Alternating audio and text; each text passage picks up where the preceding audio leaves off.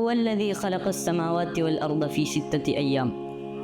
ആകാശഭൂമികളെ അല്ലാഹു സുബ്ഹാനഹു വ തആല സൃഷ്ടിച്ചത് 6 ദിവസം കൊണ്ടാണെന്ന് ഖുർആൻ പറയുന്നു. എന്നാൽ സൂറ ഫുസ്സിലത്തിലെ 9-ാമത്തെ സൂക്തത്തിൽ ഖലഖൽ അർദ ഫീ യൗമൈൻ, അല്ലാഹു സുബ്ഹാനഹു വ തആല ഭൂമിയെ സൃഷ്ടിച്ചത് 2 ദിവസം കൊണ്ടാണെന്ന്.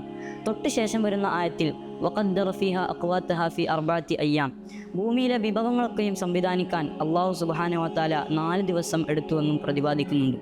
അതേ സൂറത്തിലെ തന്നെ 12-ാമത്തെ സൂക്തത്തിൽ ഫഖദാഹുന്ന സബഅ സമാവാത്തിൻ ഫീ യൗമൈൻ, ആകാശങ്ങളെ സൃഷ്ടിക്കാൻ അല്ലാഹു സുബ്ഹാനഹു വ തആല 2 ദിവസം എടുത്തു എന്നും പ്രതിപാദിക്കുന്നതാണ്. അഥവാ ആകാശങ്ങളെ സൃഷ്ടിക്കാൻ 2 ദിവസവും ഭൂമിയെ സൃഷ്ടിക്കാൻ 2 ദിവസവും ഭൂമിയിലെ വിഭവങ്ങളൊക്കെയും സംവിധാനിക്കാൻ 4 ദിവസവും, ആകെ 8 ദിവസം.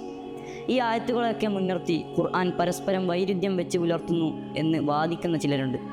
എന്നാൽ വിശുദ്ധ ഖുർആൻ പറയുന്നത്, നിങ്ങൾ ഖുർആനിനെ തദബ്ബുർ ചെയ്താൽ, നിങ്ങൾ ചിന്തിച്ച് മനസ്സിലാക്കിയാൽ അതിൽ യാതൊരു വൈരുദ്ധ്യവും കാണാൻ സാധിക്കില്ല എന്നാണ്. സൂറ ഫുസ്സിലത്തിലെ തന്നെ 11-ാമത്തെ സൂക്തത്തിൽ സുമ്മസ്തവാ ഇലസ്സമാഇ വഹിയ ദുഖാനുൻ ഫഖാല ലഹാ വലിൽ അർദി തിയാ തൗഅൻ ഔ കർഹ. പ്രസ്തുത ആയത്തിൽ സൂചിപ്പിക്കുന്നത് അല്ലാഹു സുബ്ഹാനഹു വ തആല ആകാശങ്ങളെയും ഭൂമിയെയും ഒരുമിച്ച് സൃഷ്ടിച്ചു എന്നാണ്.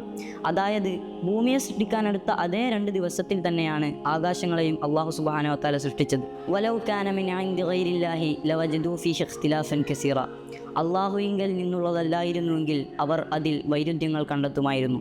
സുബ്ഹാനല്ലാഹ്.